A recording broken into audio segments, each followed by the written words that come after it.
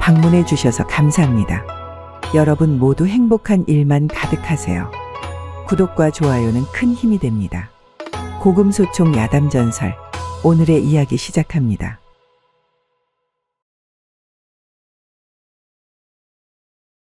어느 시골에 일찍이 남편과 사별하고 홀로 된 청산과부가 살고 있었답니다. 그런데 그 과부에겐 별난 소원이 하나 있었으니 바로 도깨비와 한번 친해보고 싶은 것이었죠. 도깨비와 친구가 된다면 무슨 소원이든 들어달라 청할 수 있으니 튼실한 서방 하나 뚝딱 만들어 달라고 할 셈이었답니다. 하지만 툭하면 심사가 틀어져 논밭은 물론이고 집안의 세간살이까지 쑥대밭으로 만드는 고약한 도깨비를 그 누구도 좋아하지 않았을 뿐더러 쉽사리 친해지는 일조차 어려운 일이었으니 우연한 기회를 바라는 수밖에 없었답니다. 그런 까닭에 매번 밤이면 밤마다 정한수를 떠놓고 기도를 올리며 도깨비와 친해지기 위해 정성을 다하였죠. 비나이다, 비나이다. 천지신명님께 비나이다. 도깨비와 친구가 되고 싶으니 어서 말 좀 전해주시오. 그러던 어느 날 밤이었답니다. 과부가 홀로 방에 앉아 바느질을 하고 있는데 갑자기 휑하고 바람이 부는가 싶더니 방 안에 촛불이 꺼지는 것이 아니겠습니까? 그러더니 잠시 후 과부의 눈앞에 도깨비가 떡하니 서서는 과부를 노려보고 있지 뭐겠습니까? 깜짝 놀란 과부가 쏘스라쳐 짧은 비명을 지르며 말했답니다. 왜 이러시오? 허락도 없이 여인의 방에 함부로 들어오시면 어쩐단 말이오? 냉큼 나가시오. 그 말에 도깨비가 이상한 물건 하나를 방 안에 훌쩍 던져주고는 짧게 말하였답니다. 네 서방이니라. 그 말과 함께 도깨비가 사라졌는데 깜짝 놀란 과부가 정신을 차리고 방바닥을 가만히 들여다보니 남자의 약물같이 생긴 큼직하고 실한 방망이 하나가 놓여있는 것이지 뭐겠습니까? 이를 지켜보던 과부가 헛헛한 웃음을 지으며 말하였답니다. 도깨비조차도 나를 동정하는구나. 서방을 만들어 달라고 하였더니 웬 방망이만 쳐 던져놓고 가는 것이 나를 놀리는 게 아니면 뭐란 말이냐. 그렇게 한참 동안 신세 한탄을 하던 과부가 방바닥을 나뒹굴고 있는 방망이를 손에 움켜쥐고는 힘없이 혼잣말로 중얼거렸답니다. 이것을 대체 어디에 쓰라는 것일까? 무엇에 쓰는 물건인고. 그 말이 끝나기도 무섭게 갑자기 펑하는 소리와 함께 나무 방망이가 일순간에 건장한 총각으로 변하더니 불문곡직하고 과부에게 달려들어서는 겁가나는 것이지 뭐겠습니까? 아이고, 니신데 이러시오. 아이고, 나중내 죽어. 그렇게 정신없이 한바탕 소동이 마무리되고 녹초가 된 과부 옆으로 나무 방망이가 가지런히 누워 있었는데 이를 지켜보는 과부의 눈빛에 애정이 흘러넘쳤으니 나무 방망이를 죽은 서방 보듯 하지 뭐겠습니까? 그렇게 과부는 연신 나무 방망이를 쓰다듬으며 말하였답니다. 과연 도깨비가 서방님을 던져주고 간 것이 맞았사옵니다. 서방님, 앞으로 예를 다하여 정성껏 모시겠사오니 우리 백년해로 해보아요. 그 후부터 과부는 비로소 새 광명을 찾았고 세상에 사는 기쁨을 얻을 수 있었으니 언제나 화색이 얼굴에 넘쳐 흘렀지 뭐겠습니까? 그도 그럴 것이 필요할 때마다 장롱 속 깊숙이 넣어두었던 방망이를 끄집어내어 무엇에 쓰는 물건인고 라고 외치기만 하면 건장한 총각으로 변해 욕구를 풀어주었으니 세상에 이보다 더 귀한 것은 있을 수가 없었죠. 그러던 어느 날 과부가 멀리 볼 일이 생겨 이웃 과부에게 집을 부탁하고 떠나게 되었답니다. 이웃 과부는 별로 할 일도 없고 하여 그 청상 과부의 살림살이나 구경할 겸 과부집에 와서 이리저리 뒤져보게 되었답니다. 마침 과부가 장롱을 열어보았는데 이상 야릇한 물건이 있어 자세히 살펴보니 그 모양이 마치 남자의 약물 같은 것이 아니겠습니까? 호기심이 생긴 이웃 과부가 방망이를 끄집어내어 들고 말했답니다. 이 여편네 외로웠던 모양일세. 이런 걸 숨겨놓고 말이야. 밤마다 이놈을 가지고 얼마나 재미를 볼까 그려. 근데 이딴 방망이로 달랜다고 외로움이 어디 달래지는가. 애만 더 타고 감질만 나지. 내가 그 맴을 더 잘 알지 그려. 건장한 사내보다 나은 것은 더 없는 것이지 암. 그렇게 말하더니 방망이를 손에 쥐고 이리저리 살펴보며 말했답니다. 다듬이 방망이로 쓰면 좋을까? 빨래방망이로 쓰면 좋을까? 대체 이 물건을 어디에 쓰면 좋을꼬? 순간 그 말이 떨어지기를 기다렸다는 듯이 펑하는 소리와 함께 방망이가 갑자기 건장한 총각으로 변하는 것이 아니겠습니까? 그러더니 깜짝 놀라 벌벌 떨고 있는 과부를 다짜고짜 끄집어 엎어서는 폭풍행간을 하는가 싶더니 일이 끝나자마자 어느새 총각은 온데간데 없고 처음에 방망이로 변해버리는 것이지 뭐겠습니까? 아이고, 이게 무슨 일이람? 뭐가 스쳐 지나간 것 같은데. 이리도 좋으면서 이리도 정신이 없단 말인가. 과부는 모처럼 당하는 일이라 기쁜 감정이 밀려왔으나 다만 두렵고 놀라운 감정이 더 앞섰기에 부랴부랴 서둘러 방망이를 장롱 속에 집어넣고 집으로 돌아갔답니다. 그렇게 시간이 지나가고 제정신을 차리니 조금 전에 두려움은 온데간데 없고 오히려 그놈에 대한 호기심만 간절해지는 것이 아니겠습니까? 하물며 저녁밥을 짓는 장작개비도 그놈 같아 보이고 방구석에 있는 다듬이 방망이도 그놈 같아 보이니 밤이 깊어 불을 끄고 잠자리에 누워 있어도 연신 그놈만 눈에 어른거려 잠을 이루지 못하는 것이지 뭐겠습니까? 지금 가서 다시 한번 해볼까? 그 총각 놈이 또 나타날까?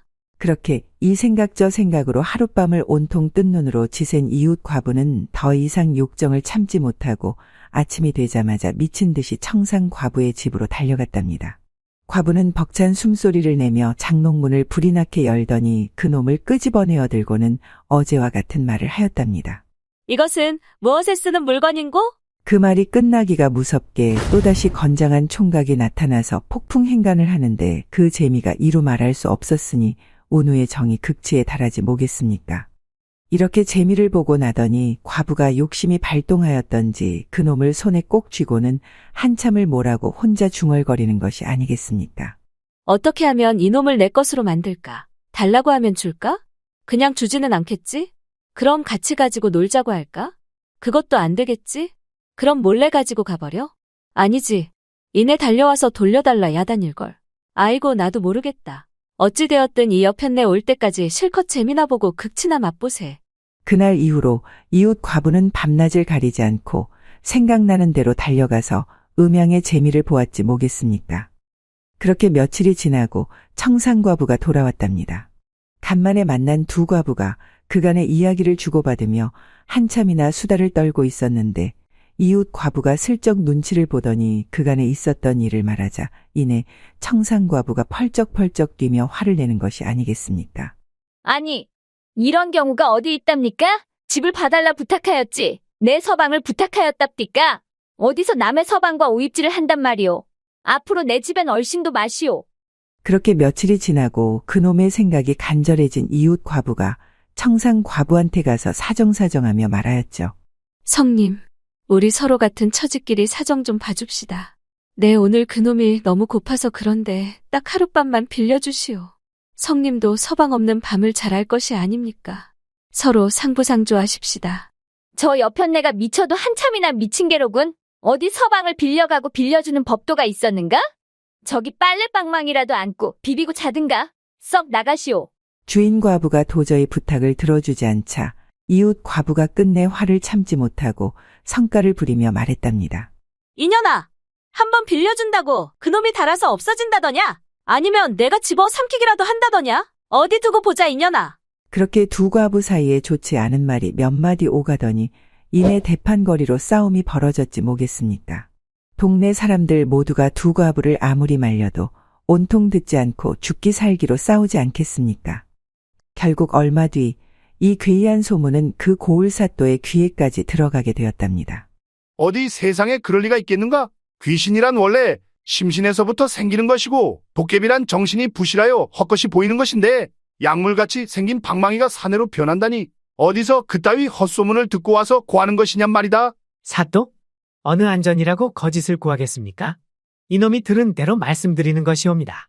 그놈의 요상한 방망이 때문에 동네가 아주 흉흉하다고 하옵니다. 결국 원님은 사건의 당사자인 두 과부를 관하로 불러들였답니다.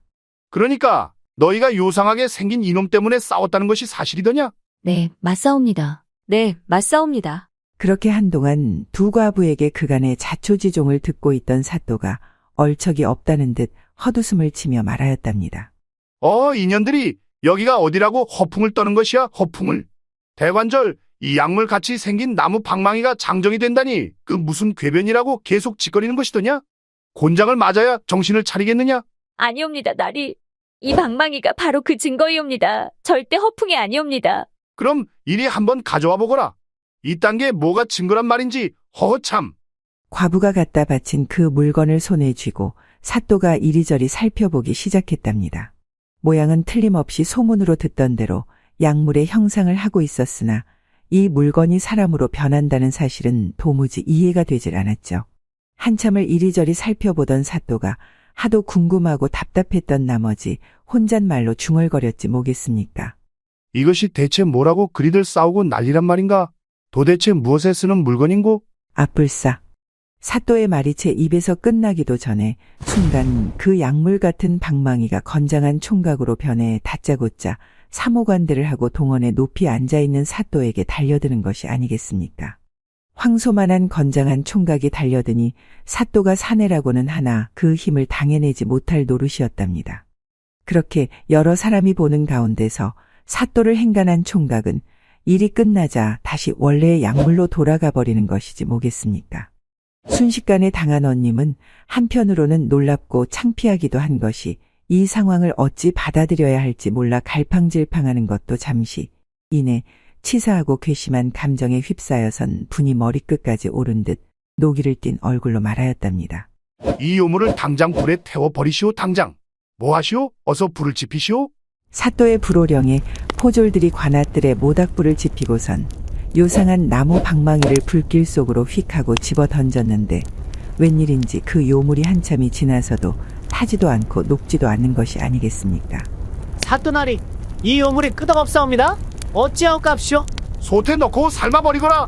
사또의 명대로 다시 끄집어내어 펄펄 끓는 물에 넣었으나 마찬가지로 한참이 지나도 삶아지지도 않고 익지도 않는 것이지 뭐겠습니까?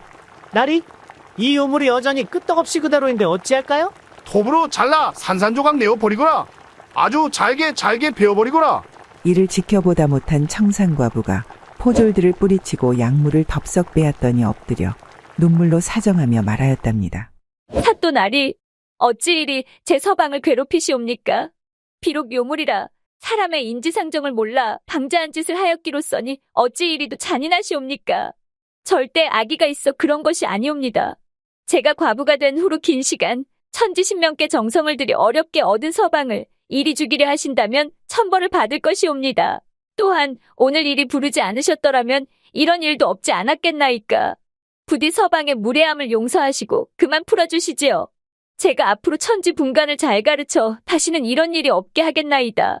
그 말이 끝나기가 무섭게 돌연 천지가 진동하고 하늘에서는 천둥과 번개가 치고 세찬 비바람이 무섭게 일어나기 시작하더니 잠잠하던 약물에서 연기가 피어오르고 요상한 소리를 내면서 서서히 총각으로 변하는 것이 아니겠습니까? 이에 사람들이 깜짝 놀라 웅성거리기 시작하는데 총각이 사또 앞에 다가가 무릎을 꿇고 말하기 시작하는 것이었습니다.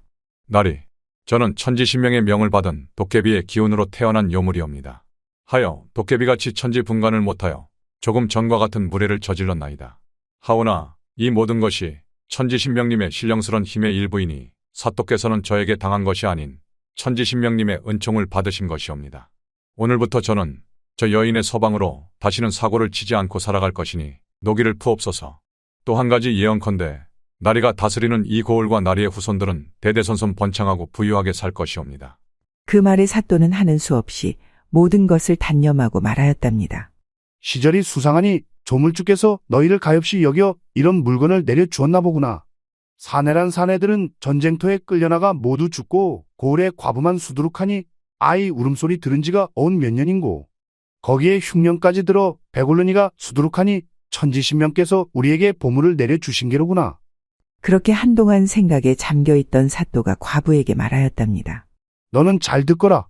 내가 이 요물을 돌려주는 대신 너는 이 고을 서방 없는 과부들 모두에게 이 신물을 나누어 주어야 한다. 절대 독차지하여서는 아니 된다.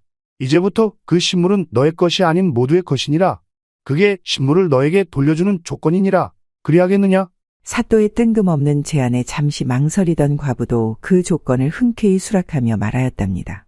알겠나이다. 과부가 된 것이 어찌 저만의 슬픔이겠나이까. 이 고을 모든 여인네들의 아픔인 것을 사또의 분부대로 고을 모든 이들과 나누어 쓰도록 하겠나이다. 그 말에 구경 왔던 동네 아낙네들이 기뻐하며 사또에게 엎드려 절하니 이보다 더한 판결이 없었지 뭐겠습니까. 훗날 이 고을 가가호 아이 울음소리 그칠 날이 없었는데 이 소문을 들은 주변 고을 과부들까지 신물을 모셔놓은 신당을 찾아왔으니 고을에는 밤낮을 가리지 않고 기도 소리와 교성 소리로 조용할 날이 없었다 합니다. 무엇에 쓰는 물건인고? 무엇에 쓰는 물건인고? 무엇에 쓰는 물건인고? 귀봉변괴, 도깨비가 갖다 준 이상한 방망이, 무엇에 쓰는 물건인고, 이야기 어떻게 보셨나요? 실제로 1636년 12월 28일에 시작되어 1637년 2월 24일까지 지속된 병자호라는 짧은 전쟁 기간에도 불구하고 전쟁 포로로 수십만의 백성이 청나라로 끌려가고 국토가 폐허처럼 변하면서 그 사회적 피해가 유례없이 막심한 기간이었답니다. 특히 전쟁으로 인한 전사자가 많아 농사지을 장정이 부족할 정도였다고 하죠. 게다가 고을마다 넘쳐나는 과부 문제로 조정이 그 처리에 골머리를 앓을 정도로 많은 수의 부녀자가 남편을 잃고 힘겨운 삶을 살았다고 합니다. 겪어보지 못한 자에게 있어서 전쟁이란 달콤한 것이다 라는 말이 있습니다. 과거 왕들에게 전쟁은 하나의 게임으로 생각됐을지 모르지만 민초들에게는 엄청난 고통이었답니다. 현재도 과거와 다르지 않지요. 피해보는 건 일반 무고한 시민들이라는 걸 우리는 잘 알고 있습니다. 그래서 전쟁 없는 세상을 만드는 것이 중요한 이유이죠. 여러분들 생각은 어떠하신가요? 하여간 오늘은 여기서 이야기 마무리하겠습니다. 오늘 하루도 행복해지시기 바랍니다. 다음 시간에 더 재미있는 이야기로 찾아오겠습니다. 구독과 좋아요, 알림 설정 부탁드립니다. 더 재미있는 이야기를 원하신다면 다음 동영상과 추천 동영상 꼭 시청 바랍니다. 감사합니다.